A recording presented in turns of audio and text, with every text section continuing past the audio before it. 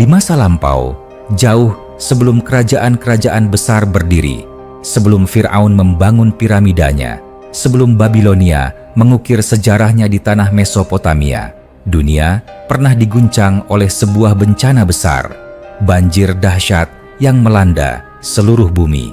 Dari bencana itulah muncul kembali kehidupan melalui keluarga seorang Nabi Agung, Nabi Nuh. 3 putra Nabi Nuh yang selamat dari bencana itu adalah Sam, Ham, dan Yafits, Yafet. Ketiganya menjadi akar dari bangsa-bangsa yang tersebar di seluruh penjuru bumi. Sam menjadi leluhur bangsa Semitik, termasuk Arab dan Bani Israel. Ham dipercaya sebagai leluhur bangsa Afrika, dan Yafits, Yafits adalah leluhur dari bangsa-bangsa utara, suku-suku asing yang kelak akan disebut dalam sejarah sebagai bangsa barbar, pengembara, dan penghuni tanah-tanah beku yang luas. Dari rahim sejarah itu muncul nama yang samar, Mesek. Dalam catatan kuno, ia disebut sebagai salah satu anak dari Yafits. Ia tak disebutkan secara gamblang dalam Al-Quran, tapi namanya bergaung dalam kitab-kitab terdahulu, dan sebagian mufasir Islam pun menuliskannya dalam tafsir sejarah mereka. Siapakah Mesek dalam pandangan Islam? Dalam banyak kitab tafsir klasik seperti Tarikh Al-Tabari dan Al-Bidayah wa Nihayah karya Ibnu Katsir, silsilah keturunan Nuh dijelaskan untuk menggambarkan bagaimana bangsa-bangsa muncul dari ketiga anaknya. Mesek diyakini sebagai salah satu dari mereka yang menyebar ke wilayah utara dan timur, mendiami dataran luas yang suatu hari akan dikenal sebagai Asia Tengah, Kaukasus, dan mungkin Eropa Timur. Namun, bukan itu yang membuat Mesek misterius. Dalam Al-Quran Surah Al-Kahfi dan Surah Al-Anbiya disebut 2 kaum mengerikan, Ya'juj dan Ma'juj. Mereka adalah kaum perusak, penggoncang dunia, dan akan muncul kembali menjelang kiamat.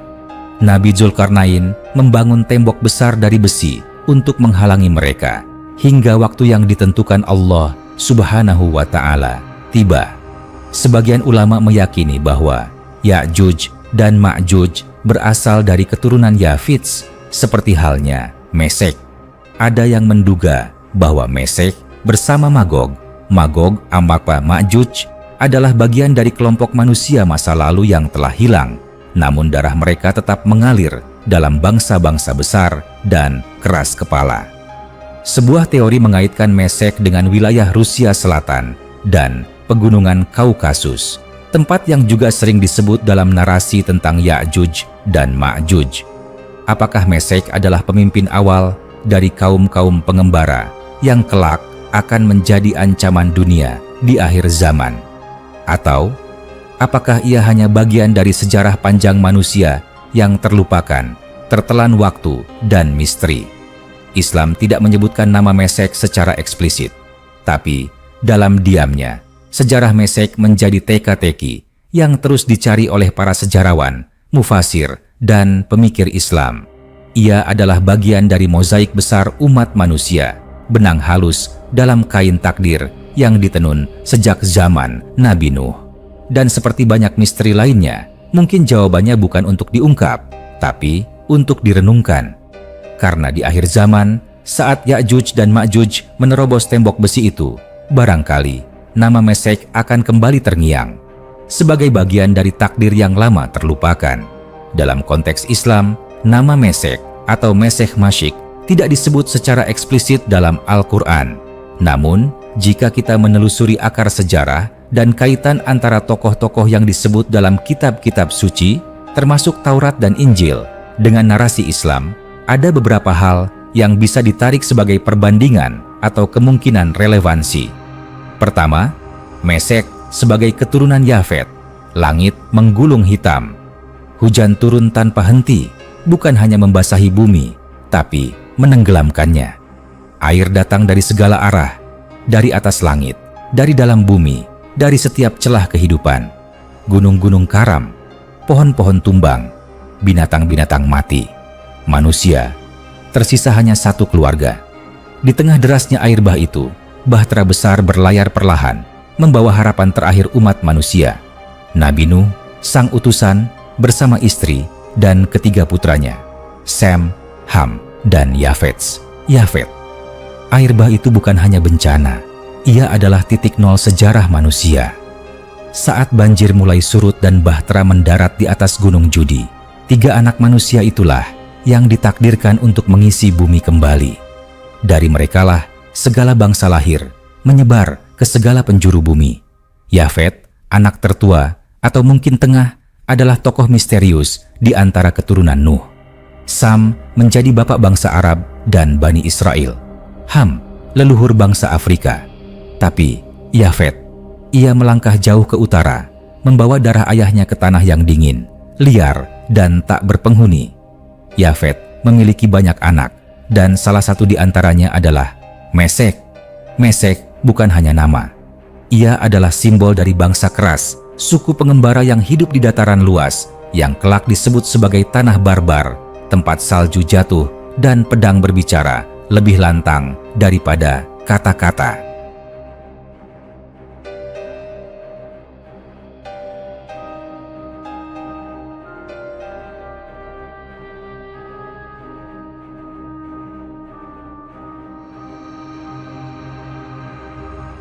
Ia bukan nabi, bukan raja, bukan pula pemimpin perang besar dalam kitab suci.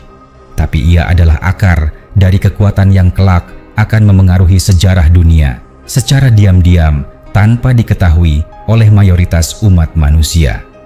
Bayangkan ini, dataran luas membeku di bawah langit kelabu, ribuan kilometer dari tanah Arab dan Mesir.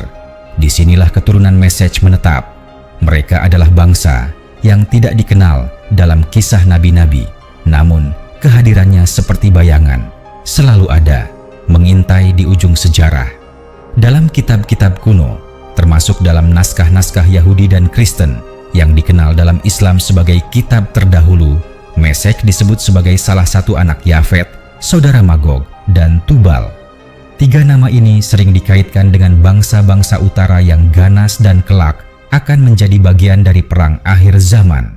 Sebagian ahli tafsir dan sejarawan Islam klasik mencatat bahwa Yafet adalah leluhur Ya'juj dan Ma'juj, 2 bangsa yang disebut dalam Al-Quran sebagai perusak bumi menjelang kiamat.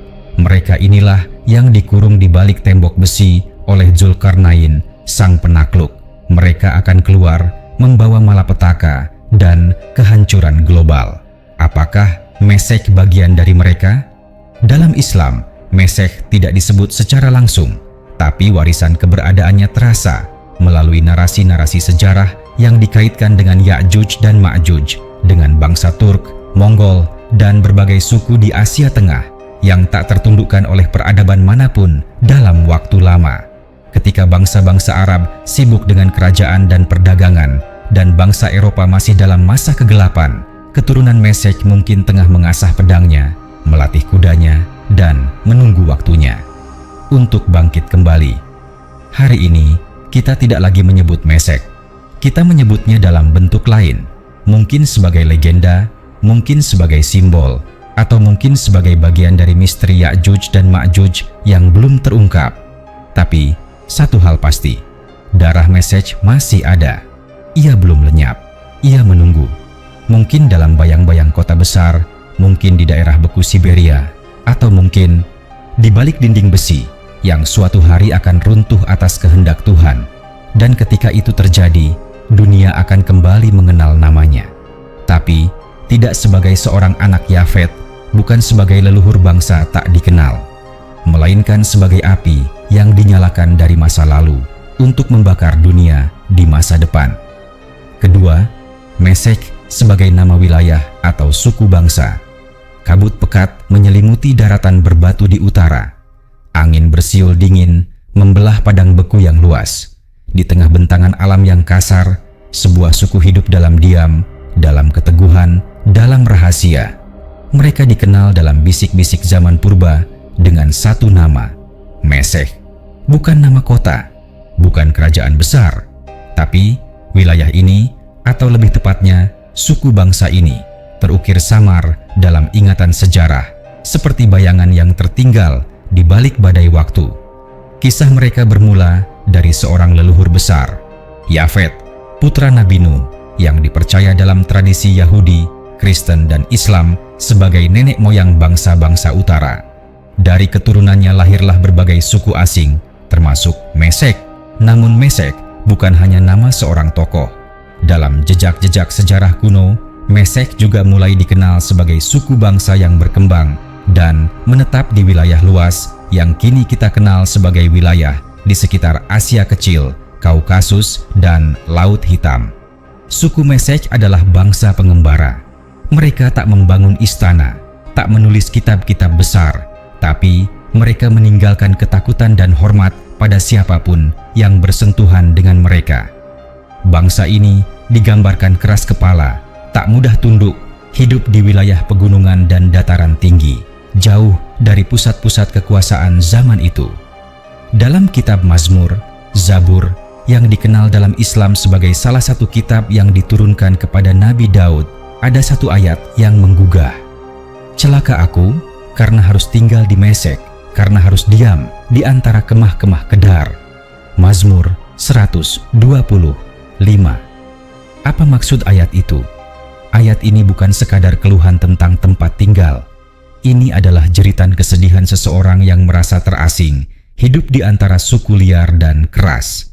Mesek digambarkan sebagai tempat keterasingan, wilayah yang jauh dari kedamaian dan moralitas. Sebuah lokasi atau bangsa yang tak mengenal belas kasih, hanya kekuatan, perang, dan pertahanan diri. Jika suatu tempat disebut dalam kitab suci dengan nada ketakutan, bukankah itu berarti wilayah tersebut menyimpan sesuatu yang besar dan menggetarkan? Para ahli sejarah berusaha mengaitkan Mesek dengan berbagai bangsa. Ada yang percaya bahwa Mesek adalah leluhur bangsa Mushki atau Moshoi, sebuah suku pegunungan yang hidup di sebelah timur Anatolia, Turki, masa kini. Mereka dikenal keras dan sulit dijinakkan oleh kekaisaran manapun, baik Asyur, Babel, bahkan Persia. Ada juga yang mengaitkannya dengan wilayah Georgia modern atau Rusia Selatan di sekitar pegunungan Kaukasus.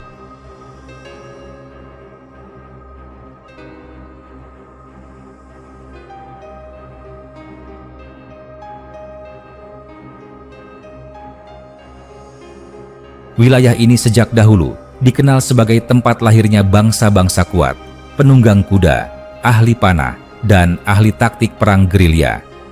Dalam banyak naskah dan tafsir dari tradisi Kristen dan Yahudi, Mesek sering disebut berdampingan dengan Tubal dan Magog, nama-nama yang mengguncang ketika dikaitkan dengan nubuat akhir zaman. Dalam Islam, meskipun nama Mesek tidak disebut secara langsung dalam Al-Quran, narasi tentang bangsa utara yang ganas muncul kuat dalam kisah Zulkarnain. Ketika sang penakluk itu sampai ke suatu tempat antara dua gunung, penduduknya meminta pertolongan. "Wahai Zulkarnain, sesungguhnya Ya'juj dan Ma'juj adalah orang-orang yang membuat kerusakan di muka bumi. Maka dapatkah kami memberikan imbalan kepadamu agar kamu membuat dinding antara kami dan mereka?" Quran Surat Al-Kahfi ayat 94. Zulkarnain membangun tembok raksasa dari besi, bukan untuk menahan binatang buas, tapi untuk mengurung bangsa manusia yang begitu liar, kuat, dan destruktif hingga waktu yang ditentukan Tuhan. Beberapa ahli tafsir berani menyatakan bangsa itu berasal dari wilayah yang sama dengan tempat tinggal keturunan Yafet, termasuk Mesek. Kita mungkin tak lagi menyebut nama Mesek, tapi jejak mereka masih berhembus di angin dingin Kaukasus, masih terukir di tulang belulang bangsa-bangsa utara yang pernah menyerbu ke selatan. Mereka adalah bagian dari sejarah yang tak pernah ditulis oleh pemenang, tapi dikenang oleh mereka yang selamat. Dan dalam dunia yang semakin bergolak, siapa tahu apakah bayang-bayang Mesek akan muncul kembali, bukan hanya sebagai suku terasing, tapi sebagai kekuatan tak dikenal yang akan ikut menandai datangnya akhir zaman. Ketiga, peran dalam nubuat dan akhir zaman. Langit tak lagi biru, matahari terbit dengan warna merah darah.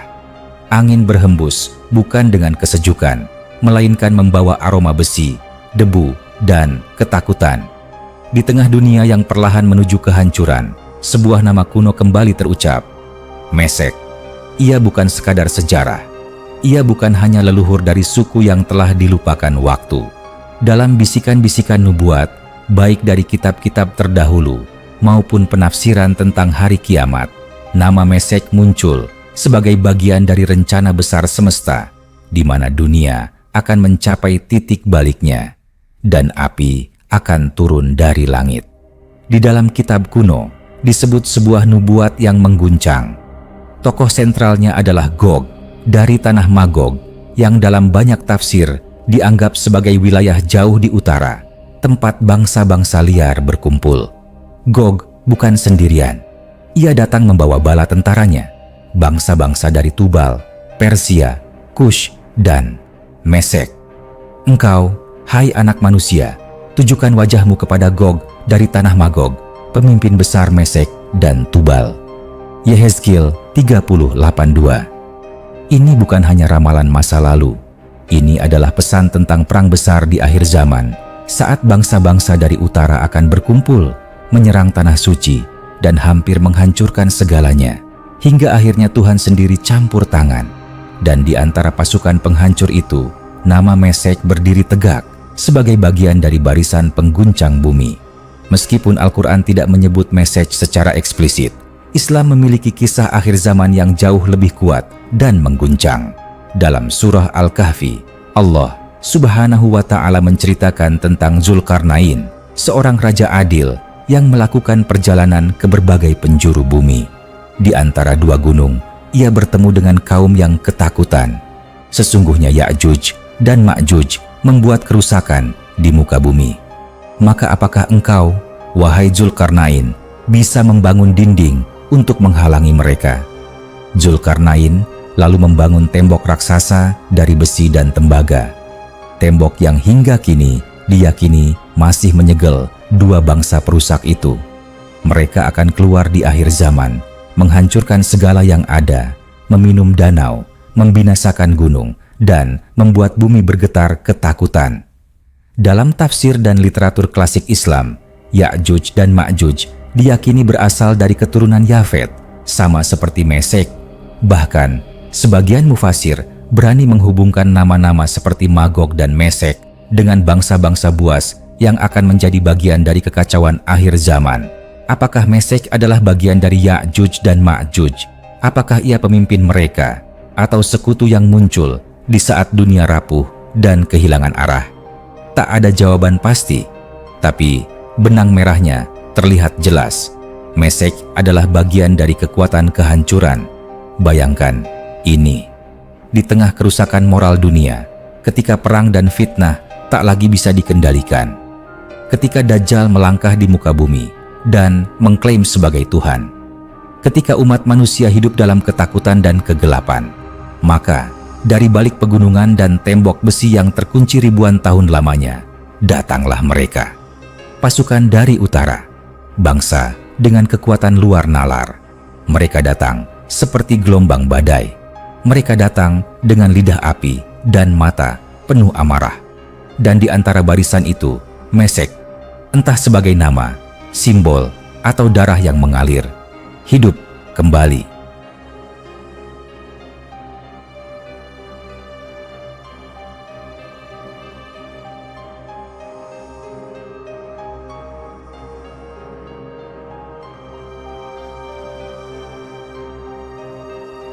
Mesej mungkin tak disebut dalam Al-Quran, tapi dalam teka-teki besar yang menyusun mozaik akhir zaman, ia hadir sebagai bayangan, bukan pusat perhatian, tetapi penentu arah.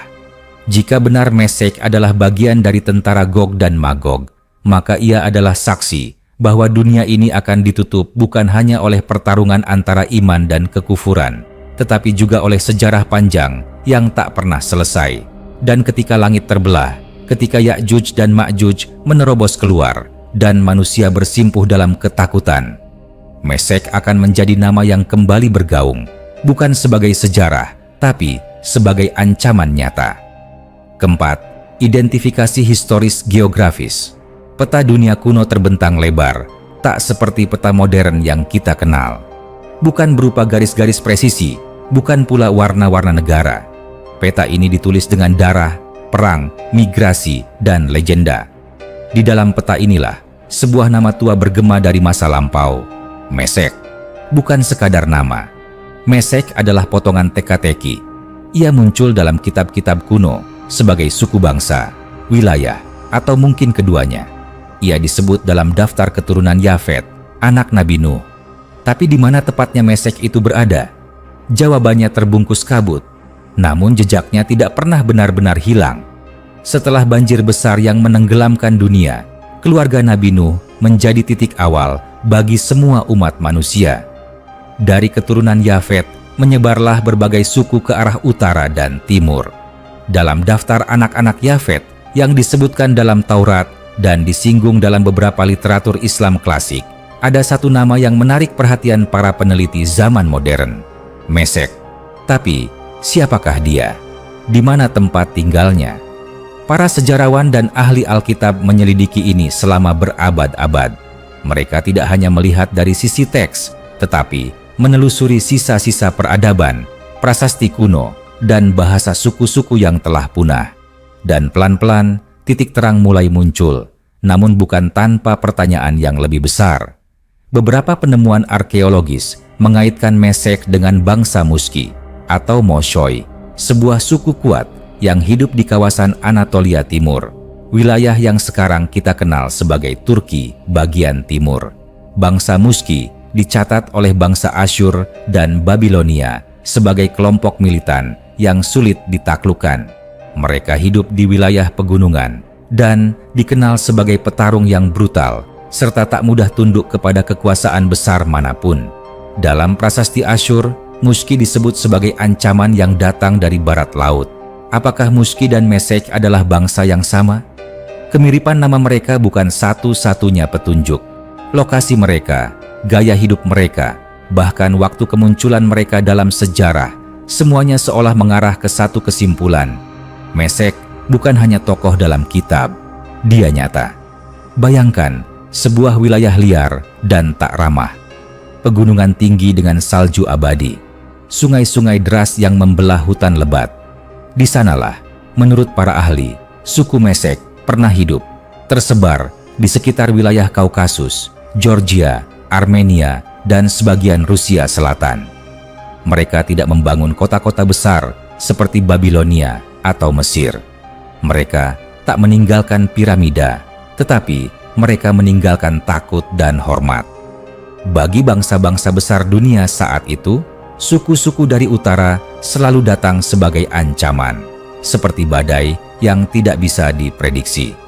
Beberapa sejarawan bahkan mengaitkan Mesek dengan bangsa Skythia dan Cimmerian, suku pengendara kuda yang legendaris, menyerang dari stepa Eurasia dan merobek perbatasan kerajaan-kerajaan kuno seperti panah yang dilepas dari busurnya.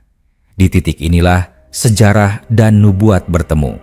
Dalam kitab Yehezkiel, Mesek disebut sebagai bagian dari bangsa yang akan bersekutu dengan Gog dan Magog dalam serangan terakhir ke atas tanah suci. Dan menariknya, Gog dan Magog dalam tradisi Islam adalah Ya'juj dan Ma'juj, dua bangsa yang dikurung Zulkarnain di balik tembok besi hingga waktu yang ditentukan Allah Subhanahu wa Ta'ala. Dan di mana letak tembok itu? Banyak teori muncul. Sebagian menyebut wilayah Kaukasus, pegunungan yang membentang dari Laut Hitam hingga Laut Kaspia, sebagai tempat Zulkarnain membangun penghalang dari besi. Wilayah ini juga tak jauh dari dugaan lokasi asal Mesek. Apakah kebetulan? Atau justru sebuah petunjuk yang selama ini terlewat? Hari ini, nama Mesek memang tak lagi terdengar di peta, tapi bayangannya masih ada. Dalam bahasa kuno, dalam cerita rakyat di pegunungan timur, dalam simbol-simbol suku yang tak dikenali asal-usulnya. Bahkan dalam perang-perang modern, wilayah-wilayah yang dahulu diyakini sebagai rumah Mesek masih terus bergolak. Ukraina, Rusia, Georgia, seolah tanah itu masih menyimpan api dari masa lalu. Mesek adalah pengingat bahwa sejarah bukan hanya tentang apa yang telah terjadi, tapi juga tentang apa yang akan datang. Karena mungkin suatu hari nanti, saat dunia kembali runtuh dalam kekacauan, nama Mesek akan bergema lagi, bukan di lembar buku sejarah, tapi di medan perang akhir zaman.